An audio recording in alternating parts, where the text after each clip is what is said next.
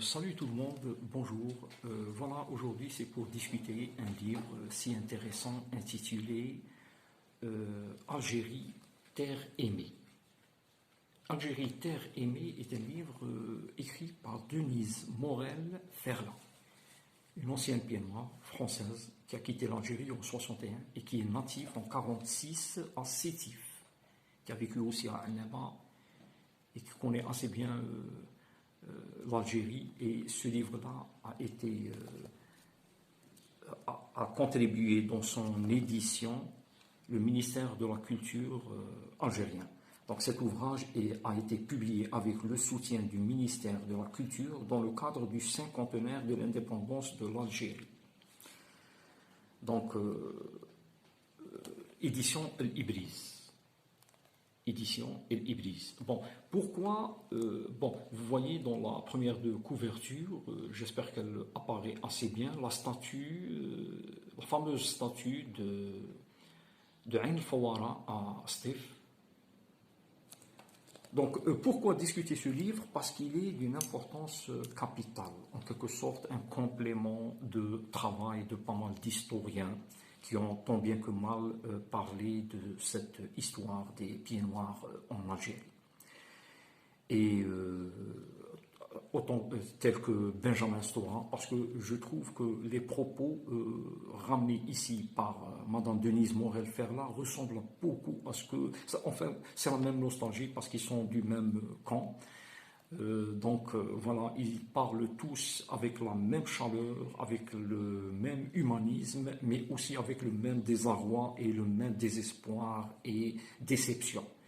Donc, et c'est pour ça que j'ai voulu participer, moi, en tant qu'Algérien natif ici à Tlemcen, de contribuer et d'essayer d'expliquer un peu ce sentiment que nous ressentons, nous, dans la rive sud de la Méditerranée. Nous, Algériens, quoi. Alors, le livre est un livre que je conseille à tout un chacun, le plus aux gens de l'Est, à savoir les gens de Annaba, Bonn, les gens de Sétif, les gens de Constantine, les gens d'Alger, les gens de Blida. Parce que c'est dans ces villes-là qu'elle a... c'est de ces villes-là que Denise Morel-Ferland a le plus parlé. Bon, Denise Morel-Ferland est écrivaine aussi, essayiste, écrivaine, enfin romancière, mais elle est psychanalyste et thérapeute de famille et amatrice d'ateliers d'écriture. Donc elle est essayiste aussi, voilà. Donc elle vit actuellement en France. Et c'est par respect à par respect à cette affection et ces sentiments si nobles, si sensés, si chaleureux, que je souhaite au moins dire quelque chose au sujet de ce livre-là. Donc, au commencement, je vais dire qu'elle met une très très belle description de l'Algérie dans ce livre et des pages d'histoire sur l'Algérie que je n'ai pas lues dans pas mal de livres censés être spécialisés de cette histoire. Denise Morel-Ferland les ramène très très bien. Et puis une très très belle description des villes de l'Est algérien, d'autant plus au temps du colonialisme. Et voilà l'importance du livre. Donc, moi, je suis à Tlemcen, dans l'ouest de l'Algérie, mais j'en suis sûr et certain que des gens de l'est, de Annaba, Bonn, de Sétif, de Constantine et des autres petits villages et villages de l'est algérien vont encore trouver plus de valeur à ce livre, car il s'agit de leur région. La description concerne leur région. Donc eux, ils vont encore plus valoriser cet ouvrage-là. Alors je le leur conseille vivement. Donc il s'agit de quoi? Il s'agit d'une nostalgique, une ancienne pied noire, bien entendu, qui va parler de ses sentiments, de son attachement à cette terre. Et cet attachement, nous, de notre côté, nous le comprenons. Nous le comprenons. Bon, je ne suis pas né en période coloniale, je suis né en période post-coloniale, mais toutefois, j'en ai tant entendu parler de ces péripéties, de cette nostalgie, de cet attachement qui y était entre Algériens et colons avant l'indépendance. Même s'il y avait des animosités entre eux, même s'il y avait carrément une guerre de libération, même s'il y avait avant, dans le 19e siècle, pas mal de ce qu'on dit, nous, tawarat, des révoltes sanglantes et armées, terribles, mais il y avait quand même de l'humanisme. Les deux peuples, entre eux, ont quand même manifesté une certaine entente, une certaine sensibilité des uns vis-à-vis des autres, un humanisme, quoi. En bref, un humanisme. Donc, quelles que soient les circonstances et quel que soit ce dialogue s'impose, ce dialogue du moins qui doit être de part et d'autre juste, sincère et humain. Parce que nous devrions poser notre humanité au-delà de tout. Alors, Denise Morel-Ferla va toucher la sensibilité de quiconque lira ce livre. Parce que les sentiments y sont extrêmement sincères. Plus un apport de pas mal de pages d'histoire de l'Algérie très très mal connues, que pas mal d'historiens n'ont pas dit. Comment que cette terre est faite, comment que ce peuple est fait, quelles sont ses véritables valeurs, le peuple algérien. Donc vous allez trouver tout ça dans ce livre. Alors, par exemple, je souhaite au moins discuter certains pages, certains chapitres dans le livre, certains épisodes, si le terme est juste, du livre, si intéressant. Alors, je vais commencer par la page 14, par exemple, dans la page 14, une des meilleures descriptions de l'Algérie. Alors, permettez-moi de lire parce que c'est si intéressant. Donc, elle va dire, Denise Morel-Ferla, Algérie, terre de mes ancêtres suisses, terre de mes... Bon, j'ai oublié de... Pardon. Je vais commencer plutôt par plus détaillé, plus de détails, plus sur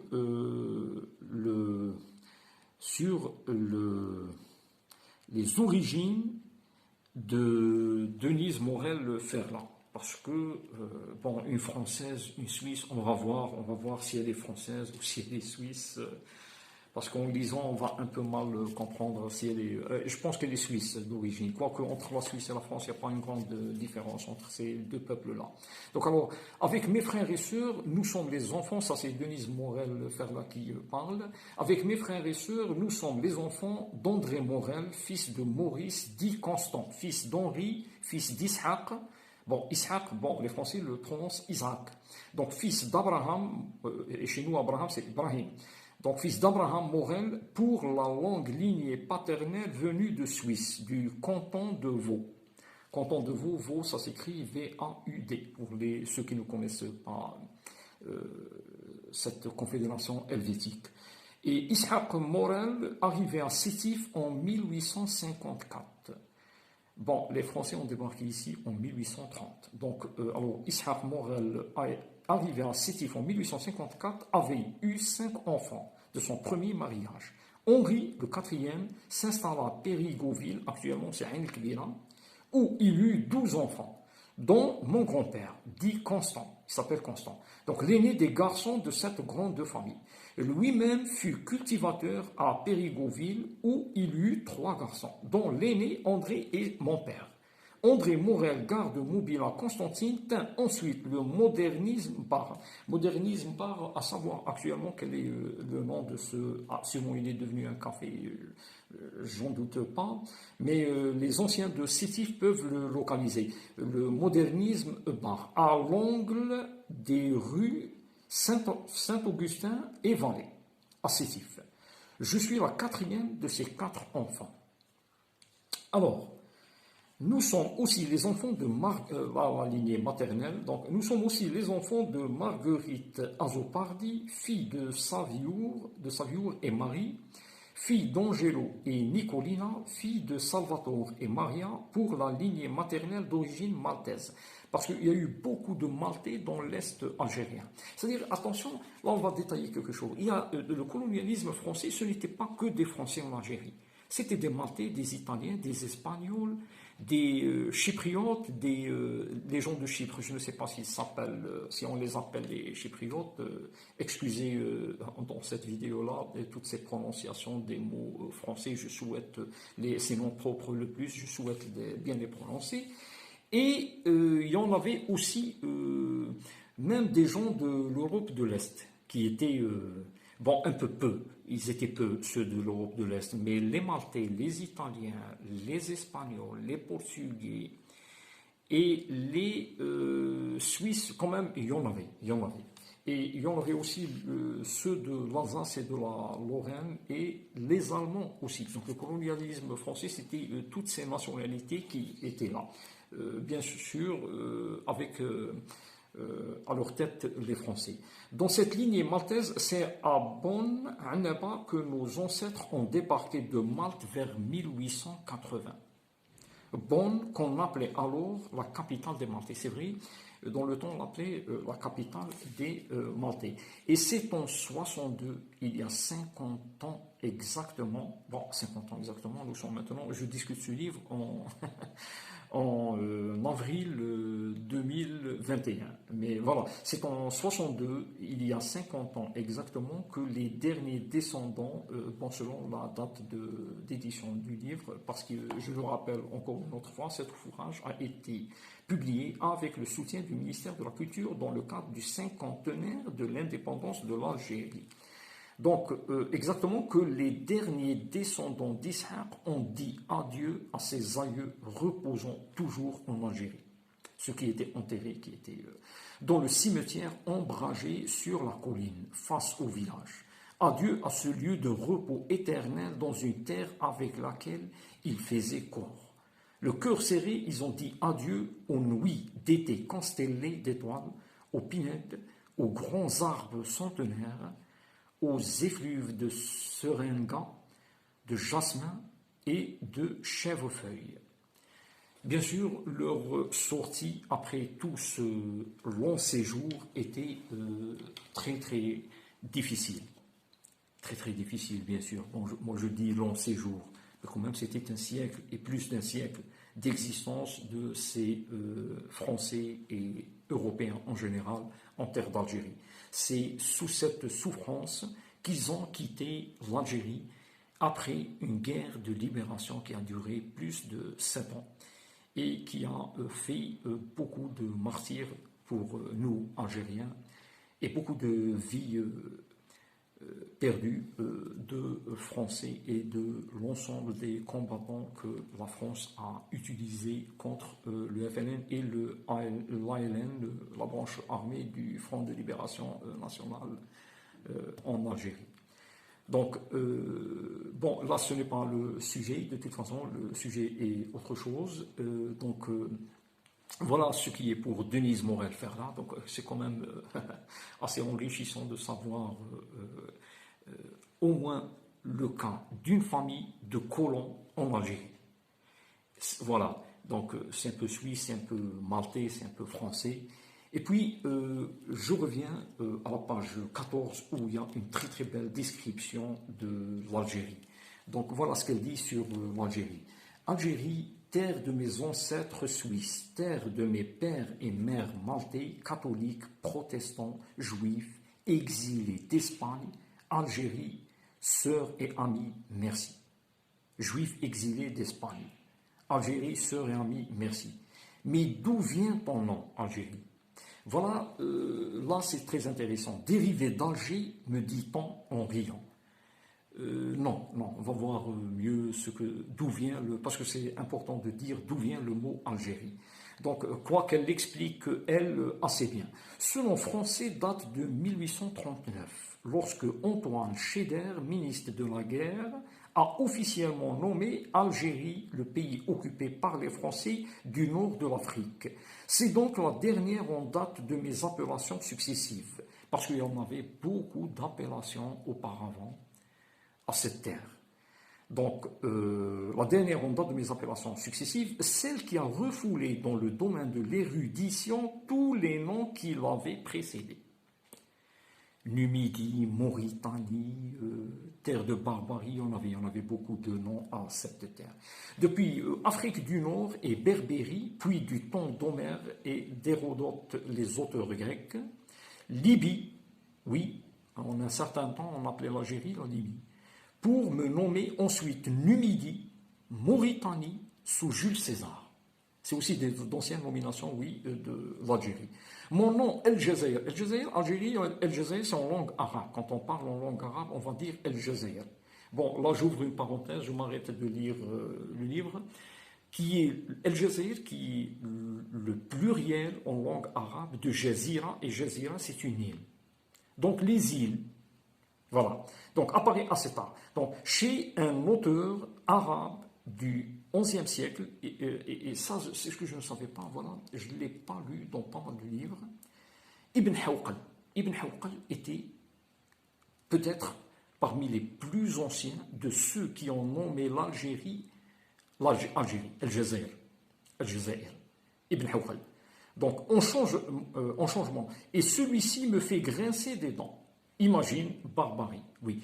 Voilà, Denise Morel-Ferlat déteste ce mot qu'on nommait terre de berbère, la barbarie, terre de barbarie, parce qu'il y avait aussi une plante, les figues de barbarie, surnommée chez nous en termes local, l'hendia, qui est un fruit et qui est rare.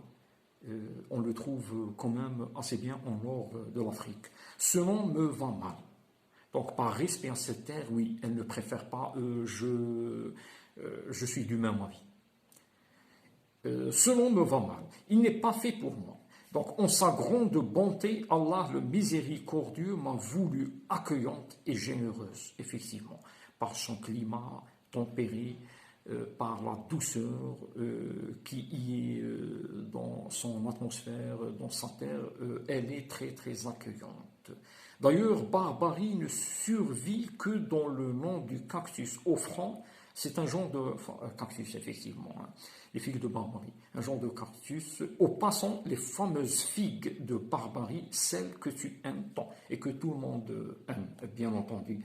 Donc voilà une très très belle description que je félicite Denise Morel-Ferlat de l'avoir faite sur l'Algérie. Et je continue un peu aussi. Mais voilà, sous la domination turque, je deviens... Bon, voilà, là, elle fait une petite erreur, à moins qu'elle soit une erreur de frappe.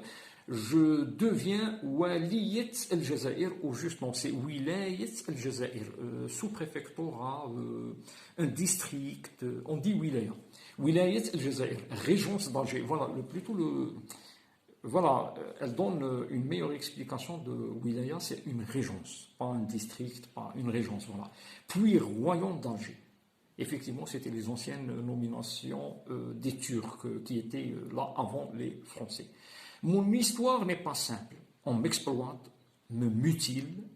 Il me faut renouer tant de fils pour me retrouver tel qu'Allah m'a voulu. Au commencement du monde, terre vive que tant de puissants ont cru conquérir. Effectivement, tant de puissants ont cru conquérir et ils ne sont pas parvenus par la suite. Ils ne sont pas parvenus par la suite à réussir leur conquête. Tous en sont sortis vaincus. Jusqu'aux Français en 62. Bon, là, ce n'est pas le sujet, c'est juste un point. Donc, alors voilà. Et Denise Morel-Ferla continue à parler et de l'histoire de ses ancêtres, les premiers pionniers en cette terre d'Algérie. Néanmoins, elle ramène un point très très très important. Alors, il s'agit de quoi? Il s'agit de l'une de ses ancêtres qui était très très malade. Alors, ils viennent et ils sont en terre qu'ils considèrent terre d'indigènes, de gens relativement, selon eux, les Français, assez simples dans leur culture, n'ayant pas de grandes techniques et de grandes connaissances, et pourtant, une de ses ancêtres a été sauvée dans sa maladie par une certaine domestique qu'ils en avaient et qui était nommée Jouhar. Jouhar est un prénom assez ancien, on ne l'utilise plus en Algérie actuellement, mais c'était quand même un ancien prénom féminin.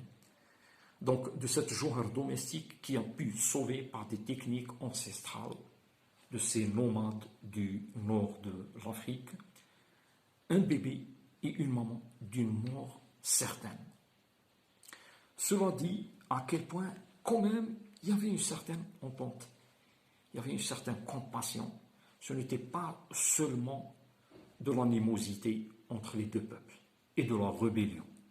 Parce que signalons bien qu'il y ait eu dans ce siècle passé, c'est-à-dire les Français, dans les premières années où ils ont foulé le sol algérien, ont eu beaucoup de révoltes et de rébellions sanglantes.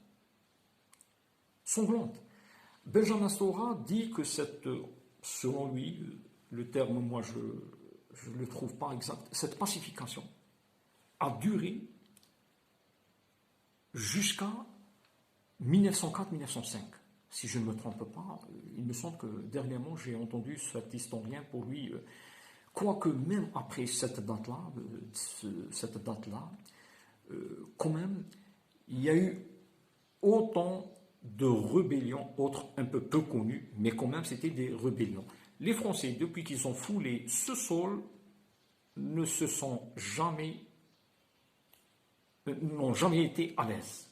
Il y a eu constamment des rébellions jusqu'à cette dernière du 1er novembre 1954 qui était celle qui a solvé ce problème une fois pour toutes par l'indépendance en 1962. Donc voilà.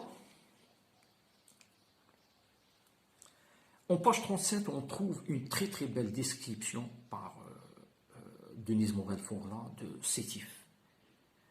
Et une très très belle description que je vous demande de me permettre de la lire en page 36, vu qu'elle est si intéressante.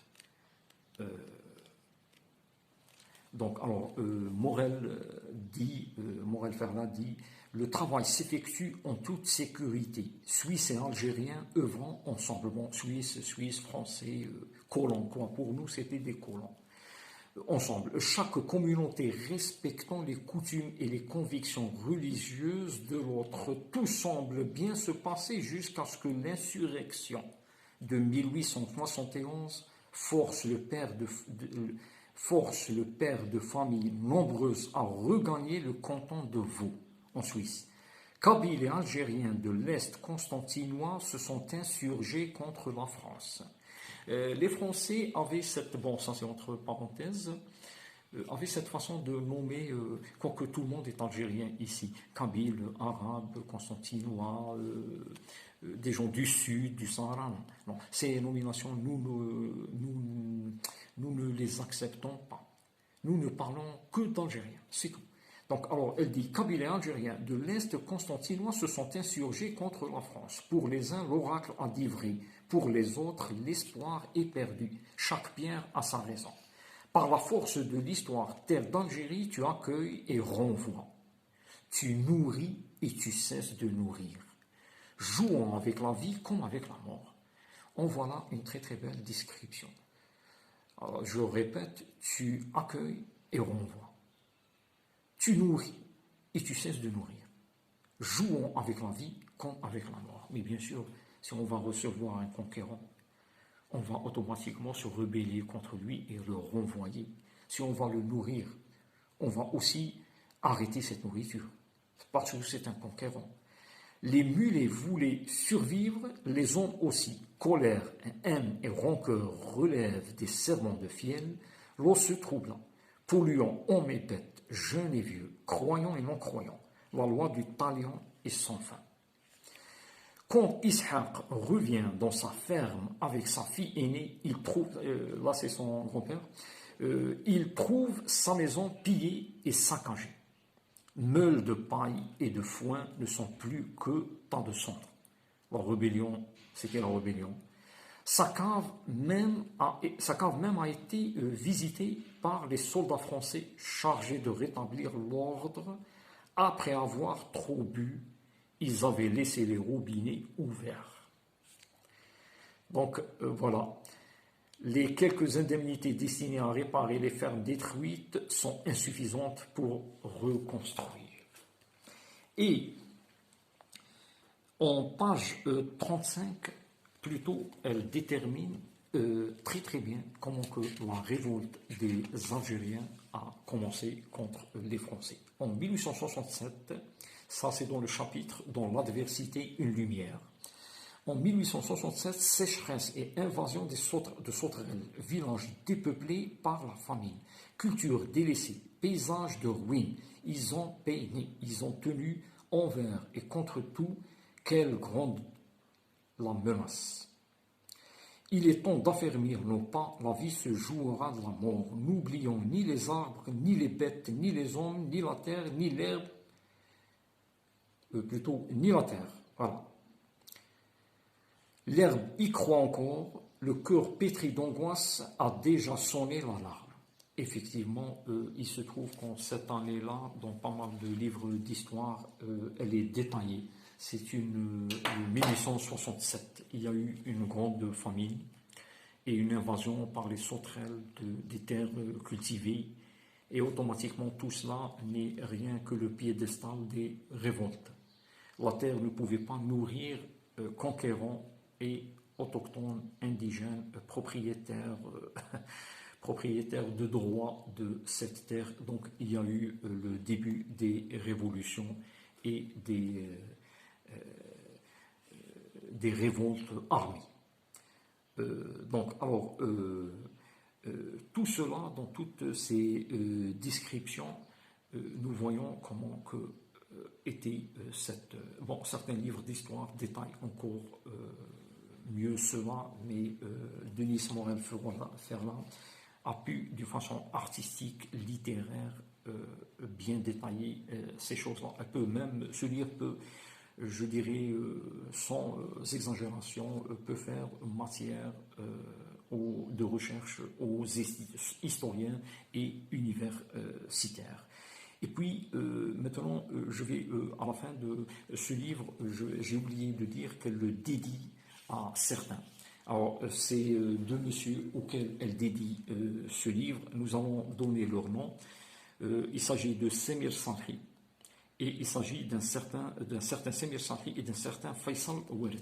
Alors, ces deux-là ont reçu, c'est-à-dire dernièrement, c'est-à-dire Madame Denise Morel-Ferland, en tant que nostalgique, ils l'ont aidé à avoir un autre visage de l'Algérie. Donc des amitiés ont été nouées, et des amitiés sincères, des lettres dans le livre en témoignent.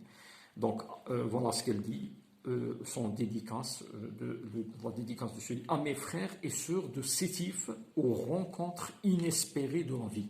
Rencontres inespérées. Elle ne les a pas connues quand elle était là en Algérie, avant 1962. Et puis voilà, c'était des rencontres inespérées.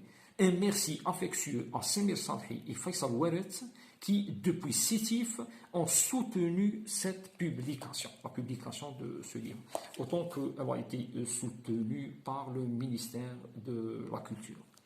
Donc voilà. Alors nous trouverons des correspondances entre ce Semir Sapri et Madame Denise Morel-Ferlat, très très intéressantes, déterminant à quel point l'on peut tout effacer et recommencer de nouveau, et que l'humanisme prime toujours sur toute autre chose.